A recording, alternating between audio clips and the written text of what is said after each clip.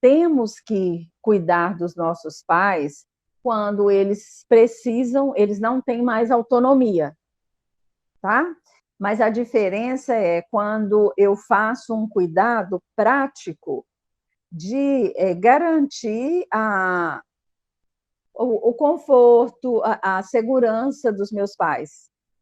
É mais ou menos como se, quando a gente está no hospital, aí tem as enfermeiras, as ajudantes de enfermagem, elas cuidam ali do doente, mas elas não interferem na vida deles. Elas estão ali cumprindo o papel de ajudar aquela pessoa a atravessar o processo da doença, mas ela não fala se o médico está certo, está errado, se a pessoa está certa ou está errada. Ela, qualquer coisa ali, se tiver uma queixa e tudo, ela vai ficar silenciosa, o máximo ela vai levar para o médico, ela não interfere.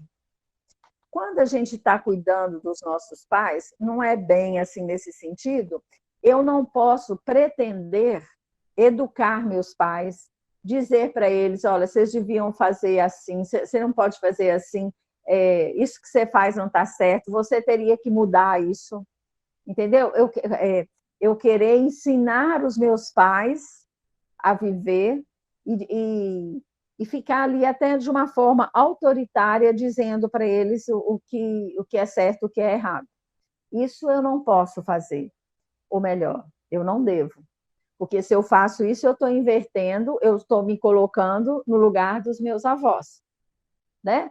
Mas, cuidados, assim, por exemplo, vou te dar um exemplo concreto, que aconteceu com o meu sogro.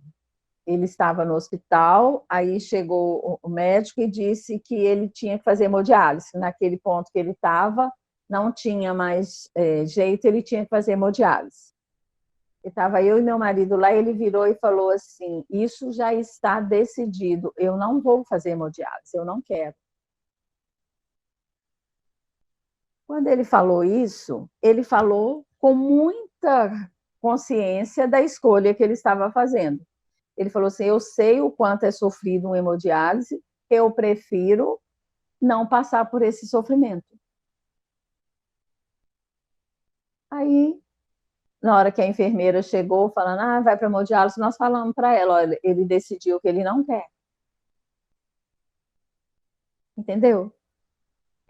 O que seria uma inversão? Se eu tivesse um filho, criança, que viesse para ali para tomar uma injeção e ele falasse assim, eu não quero tomar, eu ia dizer, filho, você precisa tomar, mas eu não quero. E começasse a espernear, eu ia pedir para a enfermeira, me ajuda a segurar e nós vamos dar a injeção nele. Entendeu? Agora, no caso, o contrário, nós temos que aceitar a decisão. Quando ele tomou essa decisão, ele decidiu o quê? Eu prefiro morrer antes do que passar por todo esse sofrimento. Não cabia a mim julgar se estava certo ou se estava errado. Né? Eu não posso interferir. A não ser questões onde que esbarra na lei, vamos imaginar que o meu pai ou minha mãe queira fazer uma eutanásia. Eu posso chamar um médico para ele decidir lá, mas eu não tenho que interferir. Te respondi? Respondeu. É porque a gente vê muito hoje, assim, o Alzheimer tá aí para todo mundo, né? E aí a gente vê muito as pessoas já numa certa idade, os filhos cuidando dos pais, nesse ponto do Alzheimer, e acaba que vira o filho, né? Porque a pessoa não tem Uhum, de fazer quase uhum, nada. Então, isso que eu vejo muito as pessoas ali cuidando dos pais como os filhos, por isso. conta de que não. Uhum. Como, Olha bem, esse exemplo é muito interessante, porque a pessoa que está com Alzheimer, em termos da consciência, vamos dizer assim, ela morreu, né? Então, eu vou estar ali fazendo cuidados paliativos, dando qualidade de vida, né? Igual quando eu tenho fazendo uma analogia com um bebê, eu não tenho que, não adianta eu querer ensinar alguma coisa para o bebê se ele não está pronto para aprender. Então, se é uma situação de Alzheimer, né? Mas esse lugar é perfeito, porque aí eu já sei que nem se eu quiser vai fazer uma mudança. Mas mesmo dentro do Alzheimer, se esse pai ou essa mãe não aceita, por exemplo, fazer um exercício, uma ginástica, alguma coisa cerebral, eu não tenho que obrigar, mas eu tenho que estar ali prestando o cuidado. Aí entra uma outra questão que está dentro da sua pergunta também, Márcio, que é algo que a gente tem que tomar muito cuidado quando a gente cuida dos nossos pais com demência. Se eu não tomar cuidado, eu adoeço, tá? Porque eu tenho que cuidar com essa consciência, por mais que seja sofrido. A minha mãe não está mais aqui presente. Aqui tem uma pessoa que foi minha mãe e que hoje precisa de cuidado, e eu estou aqui cuidando, mas a minha mãe, ela não está mais aqui presente, né? Então eu tenho que viver esse meu luto, eu tenho que me trabalhar para eu não engatar, porque essa pessoa vai ter horas que ela vai fazer coisas absurdas, e se eu ficar olhando, imaginando assim, nunca imaginei da minha mãe fazer isso, eu vou adoecer, né? Então, as pessoas que cuidam de um pai, de uma mãe com uma demência, precisa de se cuidar. E se a pessoa se cuidar, isso vira um instrumento para o meu crescimento, tá? Senão, eu adoeço. Tem N casos de filhos que cuidam de pais com Alzheimer que desenvolvem doenças psiquiátricas severas, entendeu? Entra em colapso emocional, tem depressão, estresse agudo, às vezes fica mais doente do que os pais, tem literalmente surto, né? Então, é um momento importante, mas eu tenho que estar cuidando, sim. Até dentro disso de cuidar, se a situação ficar insustentável, por exemplo, numa rotina do dia a dia, eu posso, com responsabilidade e amorosidade, colocar o meu pai ou a minha mãe numa casa onde eles vão ser cuidados, né? Mas não quer dizer com isso que eu vou abandonar. Fazendo analogia, igual hoje eu escolho, em vez de deixar uma criança em casa com uma babá, eu posso escolher levar para um berçário com a consciência, que inclusive fica até mais caro, que lá ela vai estar com mais recursos, mais bem olhada do que em casa com uma babá, entendeu? Então, eu posso fazer a mesma coisa com os meus pais, porque a gente não tem como parar a nossa vida para cuidar dos pais nessa situação. A gente tem que continuar se provendo, né? Não dá para o mundo parar, tá? E nessa situação, em termos de prioridade, eu tenho que colocar a minha vida em prioridade. Não tem virtude nenhuma eu sacrificar a minha vida pessoal, a minha vida de casal, a minha vida de pai, de mãe, para poder cuidar de um pai, de uma mãe que está num estado de demência, tá? O que não significa abandonar.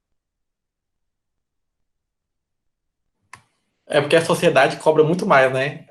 A sociedade te cobra você cuidar. Uai, seu pai te cuidou, você tem que cuidar agora, né? Uhum. A gente tem mudado essa. Pois é, e olha que bacana, a constelação, o Hellinger nos libertou disso, porque ele trouxe o quê? O que os nossos pais fizeram por nós é impagável, que é nos dar a vida. Eles nos dão a vida e se eu tenho filhos, eu vou dar a vida para filhos e vou cuidar dos filhos. É para frente. É sempre no movimento de vida para frente, né? Então, essa dívida, se a gente for colocar para trás, então os nossos pais devem para os pais, porque os pais cuidaram, e aí eu vou andar para trás, entendeu? Né? Veja bem, eu não estou dizendo hora nenhuma que a gente vai abandonar os nossos pais, mas eu vou fazer com responsabilidade. A mesma coisa se eu tenho uma criança pequena, E eu tenho, enquanto mãe, que é muito comum isso acontecer, na hora que sai para trabalhar, a criança fica chorando, porque quer mamãe. E aí eu vou dizer assim, mas né, que mãe desmaturada sou eu que vou deixar a criança e vou sair? Não, ela está saindo, tem um contexto enorme nessa situação, e ela não está abandonando a criança, mas ela vai ter que passar por isso. A criança vai ter que viver aquela angústia de não ter mamãe o tempo todo. A mesma coisa são nossos idosos. Tá? E quando a sociedade cobra, porque está presa, porque é uma época de transição. Tá? E às vezes o que o outro está cobrando, porque pode embolar, sabe, Márcio? Às vezes tem uma pessoa, um filho, que não está no processo de autonomia dele, ele está num processo de codependência. Então, é uma inversão. Às vezes, ele está precisando dos pais. Ele não desenvolveu autonomia. Então, quando ele está ali cuidando dos pais, na verdade, ele está fazendo isso para ele. Eu já atendi muitas pessoas totalmente adoecidas nessa situação, de que quando o pai ou a mãe que está, né, que a pessoa ficou cuidando, morre, essa outra pessoa adoece muito, porque ela ficou ali, e agora o que eu ponho no lugar? Cuidar desse idoso virou o sentido da minha vida. Entendeu? Então, cada caso é um caso. E essa pessoa, no modelo desse que eu estou te dizendo, para ela, alivia a angústia dela, ela dá um sentido para a vida, assim, olha, eu estou aqui, eu estou abrindo mão de coisas da minha vida, mas é porque, para mim, meu pai e minha mãe é tudo e eu vou cuidar deles. Se para um filho adulto o pai e a mãe é tudo, já mostrou que tem algo errado aí. Para um adulto, sabe quem que tem que ser tudo para mim? Fala em voz alta, que eu não ouvi. Quem que tem que ser tudo para um adulto? Eu mesmo, para mim, Eu né? mesmo, isso. Se eu ponho qualquer pessoa como fulano é tudo para mim, meus filhos é tudo para mim, é o sentido da minha vida, eu estou vampirizando essas pessoas. Quando eu tenho filhos pequenos, não é que eu sou tudo para que eles são tudo para mim. Eu sou tudo para eles, porque as crianças são dependentes e precisam dos pais, né? Mas quando eu inverto assim, nossa, sem meus filhos, a minha vida não tem sentido, entendeu? Né? Então, é um adoecimento que às vezes a pessoa não tem consciência, e eu estou usando um termo forte aqui, vampirizando essas pessoas. Ok? Ok. Mas continuando aqui só um pouquinho mais, já que não tem uma pergunta aí mais depois, eu acho. Quando a pessoa também, ela vamos dizer que ela é ignorante, no sentido de ser ignorante mesmo, não tem estudo, não tem condições, né? O pai ou a mãe, enfim, é ignorante naquele quesito. Eu também tenho que não julgar e aceitar, ou eu posso ajudar por essa ignorância, por esse não saber? Você pode não julgar, você pode compreender, mas você não tem que se submeter. Entendeu? Eu compreendo, eu não fico com raiva, mas eu não me submeto. De novo, se uma criança de 2 anos, se eu vou sair para trabalhar, ela começa a chorar, eu sinto até uma dor de deixar ela chorando, mas eu não me submeto. Entendeu? A mesma coisa. E a criança vai chorar, eu quero, eu quero, eu quero. Em termos, quando você fala de ignorância, de falta de consciência ou de maturidade emocional, né? São adultos que emocionalmente estão uma criança. Porque adultos que querem que o outro diga não para a vida dele, para dedicar a mim, emocionalmente é uma criança. Está num egocentrismo, que é natural nas crianças, não no adulto. Se um adulto está querendo que o outro abra a mão da vida dele para cuidar de mim, significa que ali tem um adulto, mas emocionalmente é uma criança, porque ela está em pânico e aceitando que o outro sacrifique a vida dele para ficar comigo. Ok? Ok, obrigado.